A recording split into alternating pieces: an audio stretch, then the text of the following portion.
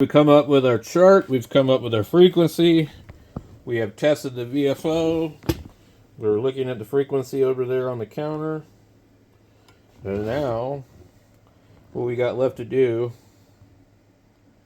is we need to come in here and we need to start taking things apart. So let me go ahead and turn that off. Let me remove the frequency counter over here. And we should open this thing. It uses a couple of weird screws on the top that are small for some stupid reason. So you need two sizes of screwdrivers unless you want to booger it up.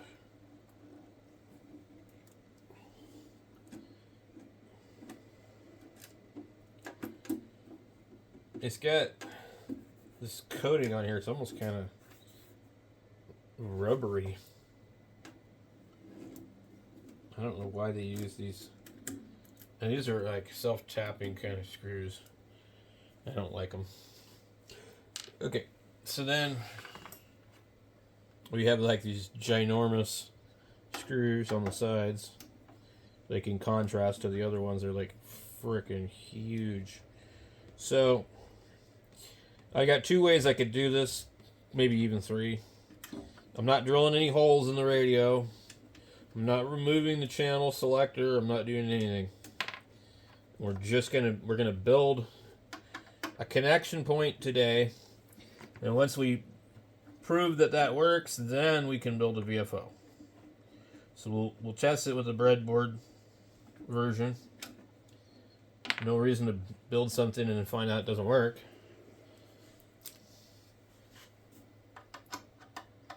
So basically, I'm going to probably go through the PA jack.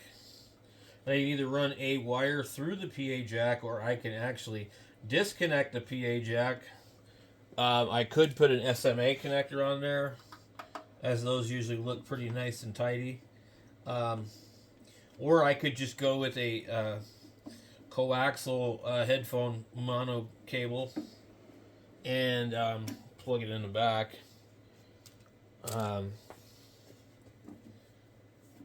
We get a couple more screws here and do the coax. I gotta hook up my other radio because I'm probably gonna get on HF in a little bit. And I've been trying to put this 101 ZD through its paces. Where's the coax connector? Okay, so we got two more screws in the back.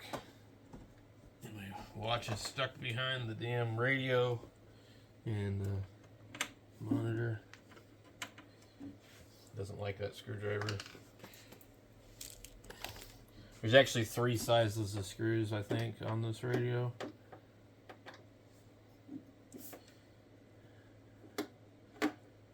But these little screws on the back are a larger opening, like a Phillips number 2 or something, I think they call it.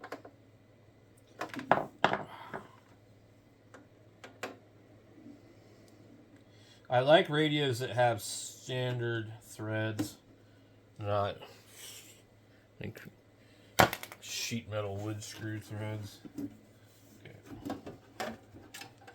Okay. Ah, that 70s smell. The smell of 70s circuit boards. You know what I mean? I just love it. I mean, I am a product of the 70s after all. I was reading a funny thing. It's like, if you were born in the 70s, it's likely your parents met on the CB radio. I don't think mine did, but anyway. Let's get over here with this so we can see. I'll show you what we're going to be doing. Actually, I'm just going to take it off of here. So we need to... That is crystal number 1. And we're going to have to figure out what the other ones are. I got to look at the schematic. on the bottom of the radio, boy, I think it's toasty. Hope we don't have any bad capacitors. I don't get no bad capacitors. They all look pretty good. Zzz.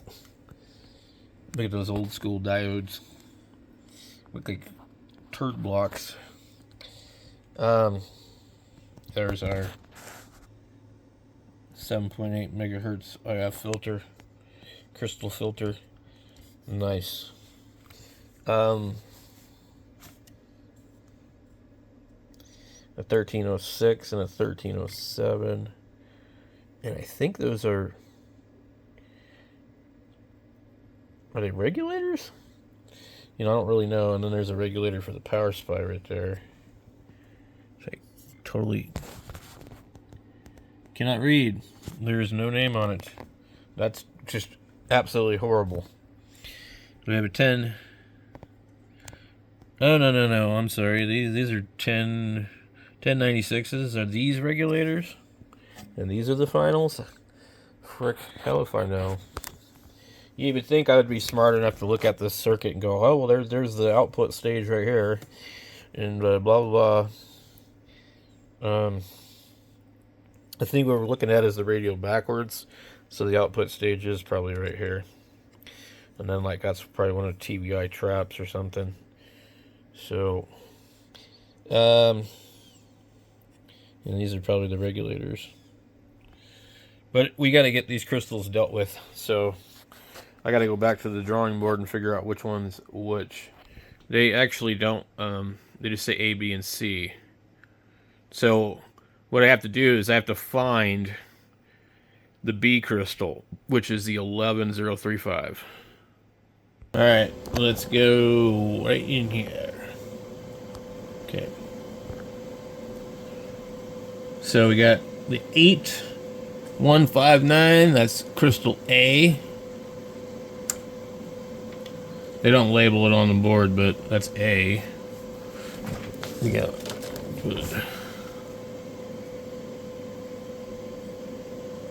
A. And then we have here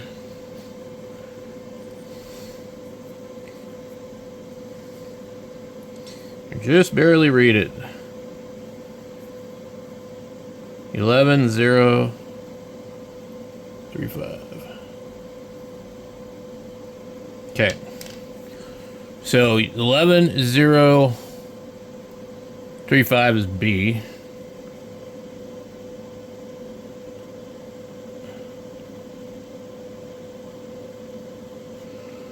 And we can inject this at either one of these because they're in parallel when it's on channel 1.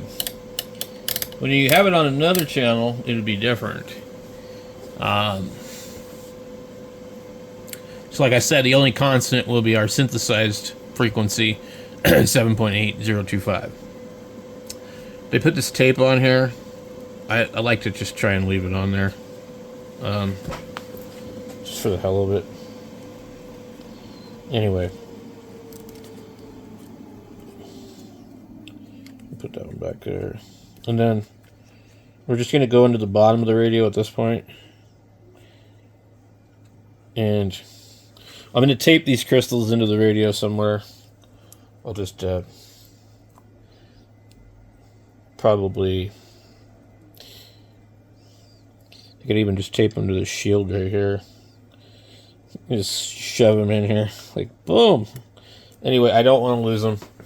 And putting them in the radio is going to be the easiest way to accomplish that. So I need to find my masking tape, which is what I always like using for this kind of stuff. And I think it was... I'm gonna write on the masking tape so that I know what it is. There we go. You see that? That's KAF1 1090. Kevin Erickson.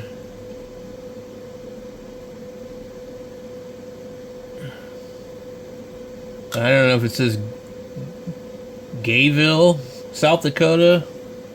Grayville.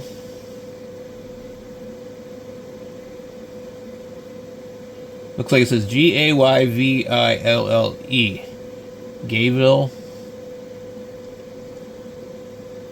Transmitter operating frequencies 19 through 10.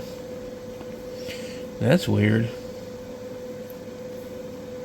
And there's his signature.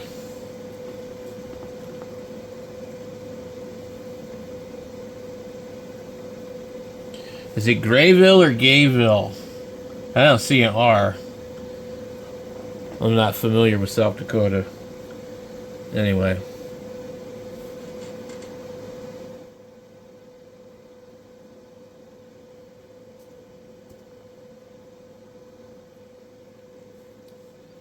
We're going to take the bottom cover off. It's a weird design on these radios, how they built the face on them.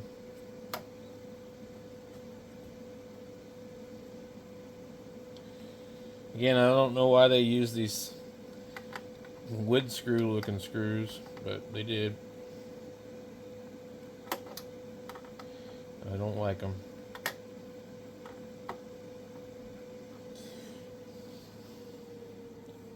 Let me take a look here really quick at something else. Okay.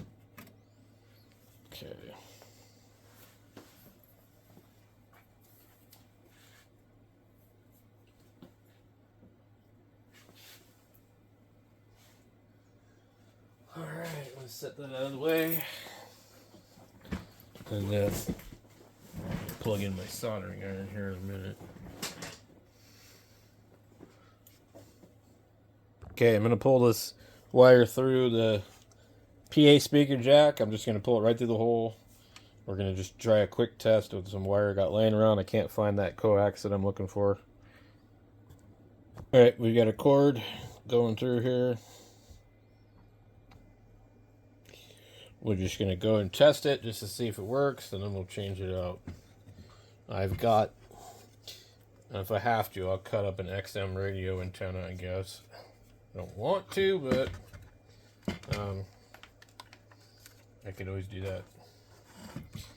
So, we got that there. Let's see. We've got our synthesizer, basically. Yeah. So should just plugged in. All right, so that did not work. It kind of wants to work. So the problem is the way that they have this thing set up. So we need to find the COBRA 139 schematic. What I need to inject it after all this. I see where the 7.8025 oscillator is on the board. So we're just going to inject it there. We'll bypass the whole channel selector altogether. We'll pull those crystals. You just have to pull one of them, actually. I think, because it'd be incomplete. Now, one way I could potentially do it, it's sort of weird. I don't know from looking at the channel knob. I'd have to, like, jumper the two sockets and then feed them. Well, let's just go and see what we can find for the COBRA 139. COBRA. I'll probably end up with the wrong one. So,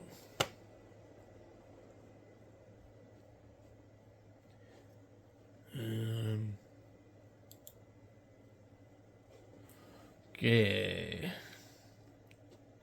So there's a 139.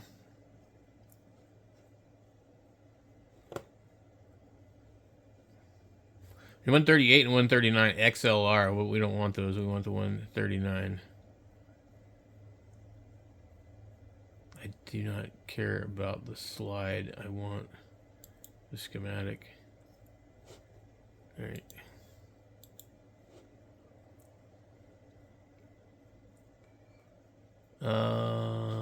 There we go. Okay. So I wish I could rotate this thing.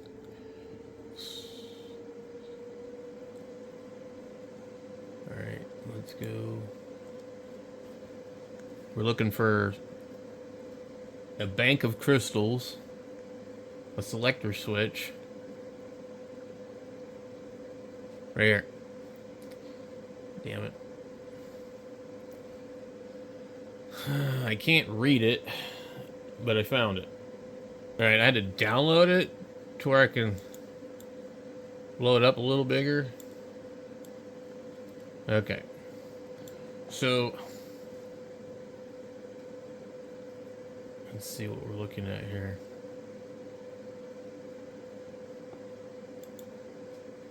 It's really hard to...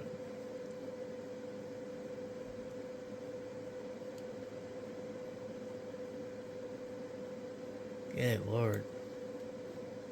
So these are some of the crystals. X10 and something. And I've seen the capacitors that go to these crystals. There's another group of these, though. Oh, my God. So, maybe we're missing something.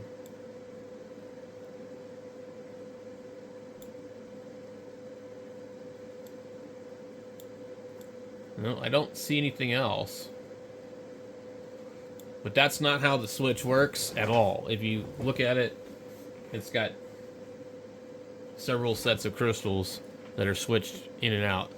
And there is more than 2, 3, 4, 5, 6. There's more than 6. So this is kind of confusing.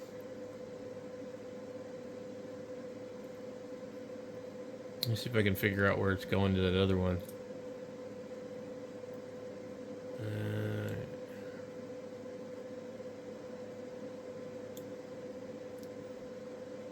That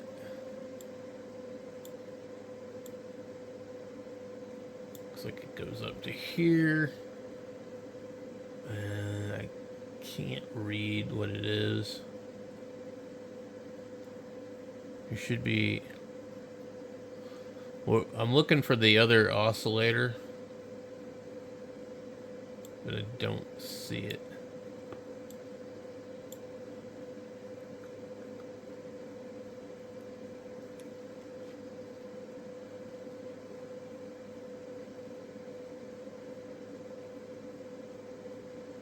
Huh. Oh, here's some more right here. Okay. So see, they have this bank over here, right there, and then on the other end they have more. Alright, so then we have the 10-043, 10-0235, and 11-0135, 11 something, X1, so those crystals go to ground. Okay. Supposedly, according to this, one side of them goes to ground. And then the other end of the switch is something 2, and that's feeding into L16. Well, it'd be nice if I could read this frickin' thing. So L16. Okay. Let me go back to the website and see if maybe I can read that one better. Not really. Okay. Alright guys, I'm going to come back to this later because I can't read this thing very well. I'm going to have to locate the parts on the board, but... So, yeah, it's going to be a little more complicated than I first thought.